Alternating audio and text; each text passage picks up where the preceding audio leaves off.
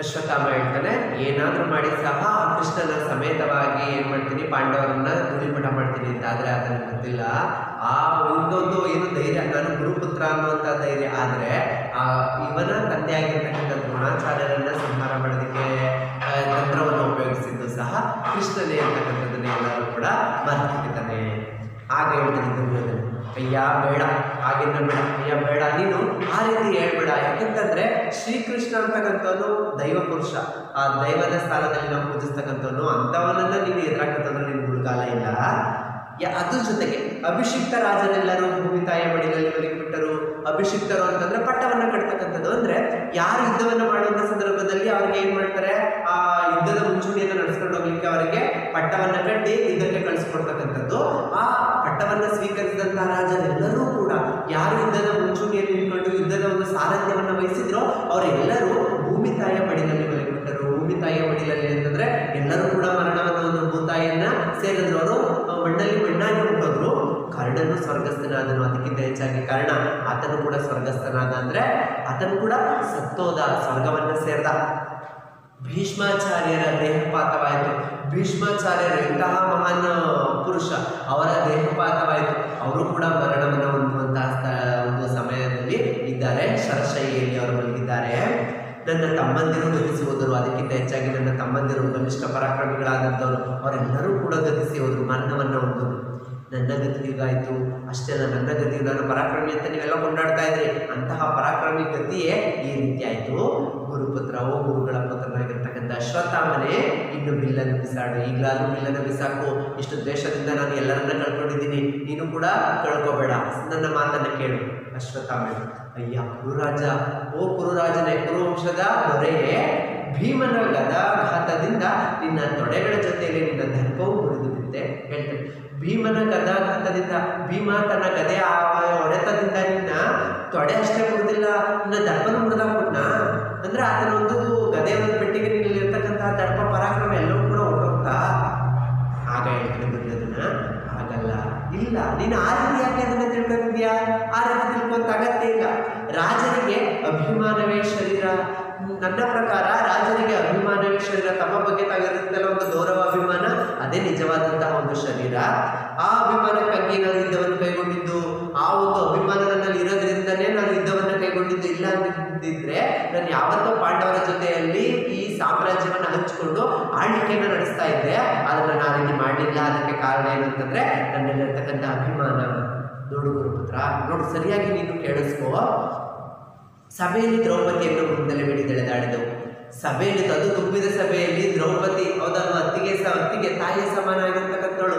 ಅಂತಹ ಅತ್ತಿಗೆ ಆಗಿರ್ತಕ್ಕಂಥ ದ್ರೌಪದಿಯ ಮುಂದಲೆಯ ಕೂದಲನ್ನ ಹಿಡಿದು ಇಡೀ ತುಂಬಿದ ಸಭೆಯಲ್ಲಿ ನಾವು ಎಳೆದಾಡಿದ್ವಿ. ಅವಳಿಗೆ ಅವಮಾನವನ್ನ ಮಾಡಿದ್ವಿ.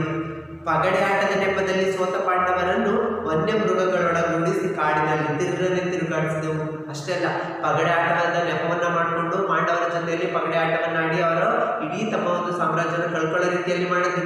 ಕಳ್ಕೊಂಡು ಸೋತೋಗಿರ್ತಕ್ಕಂಥ ಪಾಂಡವರನ್ನ ವನ್ಯ ಮೃಗಗಳು, ಕಾಡಿನ ಮೃಗಗಳು ಯಾವ ರೀತಿ ತಿರುಗಾಡ್ತವೋ ಆ ರೀತಿ ಕಾಡಿನ ಮೃಗಗಳು ತಿರುಗಾಡುವ ರೀತಿಯಲ್ಲಿ ಇವ್ರನ್ನ ತಿರುಗಾಡಿಸಿದ್ವಿ. ಯಾರನ್ನ ತಿರುಗಾಡಿಸಿದ್ವಿ? ಪಾಂಡವರನ್ನ ಅವ್ರಿಗೆ ನೆಲೆ ಇಲ್ಲದೆ ಏನೋ ಕಾಡಿನಲ್ಲಿರುವಂತಹ ಹುಲಿ ಸಿಂಹಗಳು ಹೆಂಗೆ ತಿರುಗಾಡ್ಕೊಂಡು ಎಲ್ಲೋ ಮಲಗಿದ್ದು ತಮ್ಮ ಜೀವನವನ್ನು ನಡೆಸೋ ರೀತಿ, ಪಾಂಡವರ ಜೀವನವನ್ನು ನಡೆಸೋ ರೀತಿ ನಾವು ಮಾಡಿದ್ವಿ. ಕಾಡೆಲ್ಲ ತಿರುಗಾಡಿಸಿದ್ವಿ.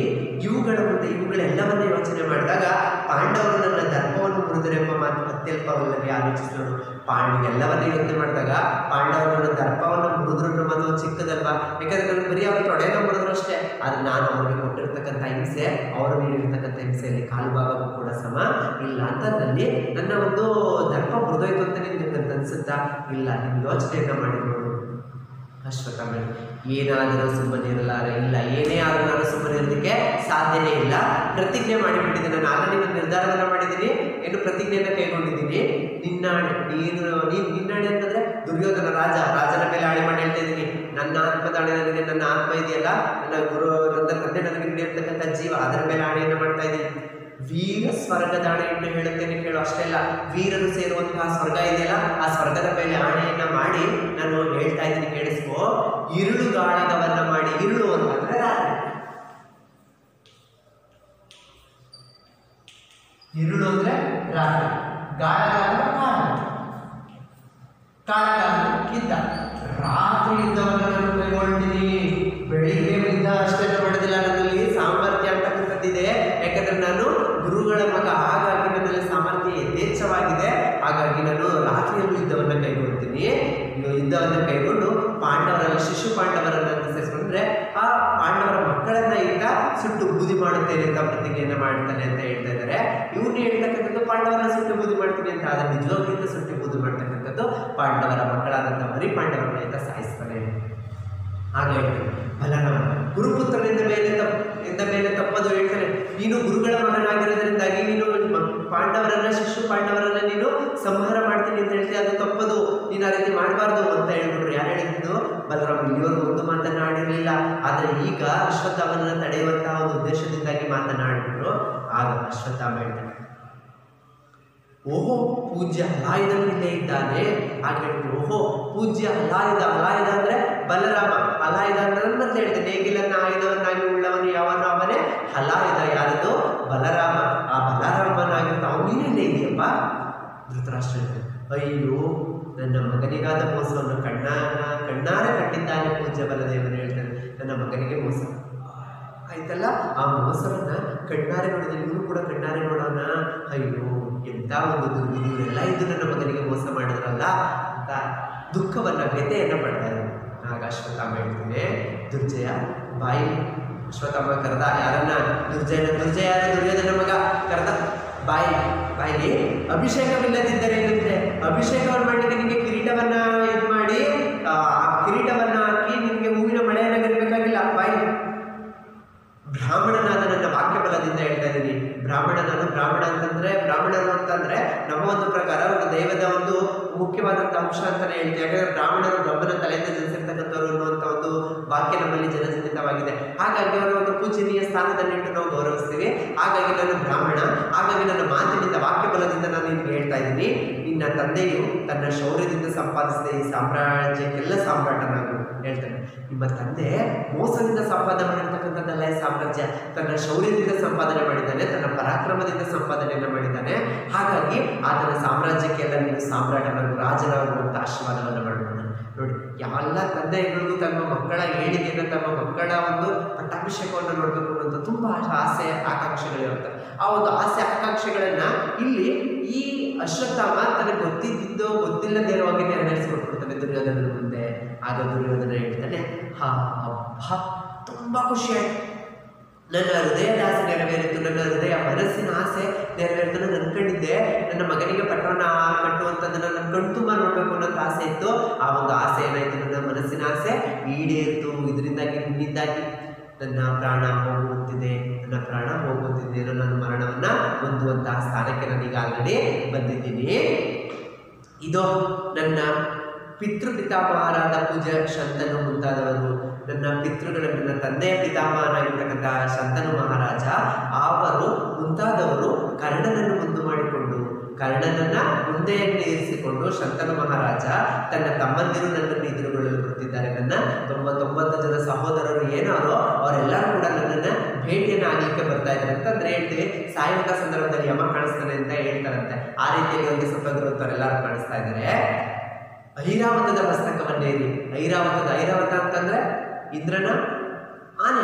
ಆ ಐರಾವತದ ಮಸ್ತಕ ತಲೆಯ ಮೇಲೆ ಕೂತ್ಕೊಂಡು ಇಂದ್ರನ ಕೈಯನ್ನ ಹಿಡ್ಕೊಂಡು ಅವನ ಪಕ್ಕದಲ್ಲೇ ಕುಳಿತಿರ್ತಕ್ಕಂತಹ ಕಾಕ ಪಕ್ಷಧರನಾದ ಅಭಿಮನ್ಯು ತನ್ನ ವಿಷಯವಾಗಿ ಕೋಪದಿಂದ ಇಂದ್ರನೊಡನೆ ಮಾತನಾಡುತ್ತಿದ್ದಾನೆ ಹೇಳ್ತದೆ. ಕಾಕ ಪಕ್ಷಧರನಾಗಿದ್ದಂದ್ರೆ ಬೇರೆ ಪಕ್ಷವನ್ನು ವಹಿಸಿಕೊಂಡಿರ್ತಕ್ಕಂತಹ ಅಭಿಮನ್ಯು ಇಂದ್ರನ ಒಂದು ಕೈಯನ್ನು ಹಿಡ್ಕೊಂಬತ್ತಾನೆ. ಯಾಕಪ್ಪ ಅಂತಂದ್ರೆ ಇಂದ್ರ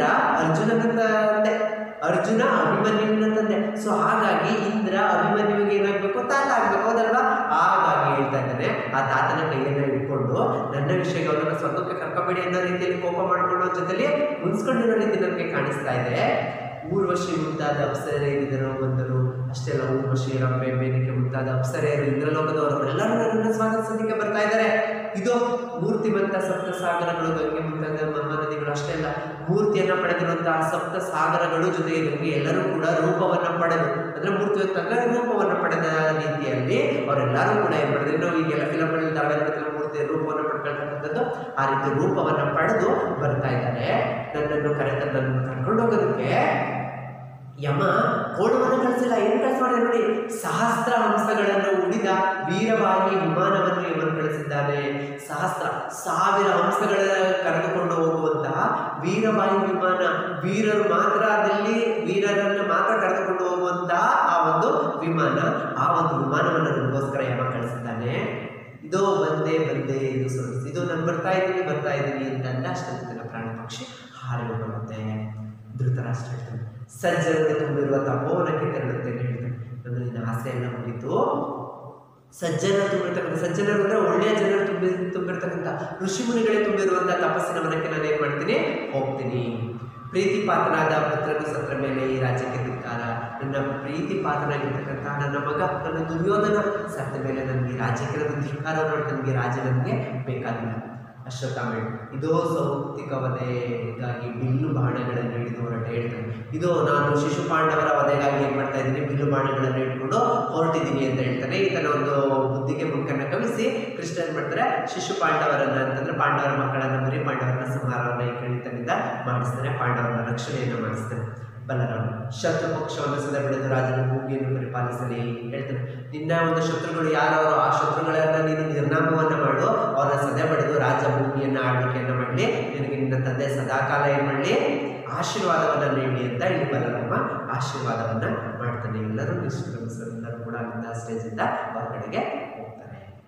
ಇದಿಷ್ಟು ಇದನ್ನು ಮನೆಯಲ್ಲಿ ನೀಟಾಗಿ ಓದಿ, ಇದೇನು ನೋಟಿತ್ತು ಅಂತ ಕೇಳಿ ಹೇಳ್ಕೊಡ್ತೀನಿ. Thank you.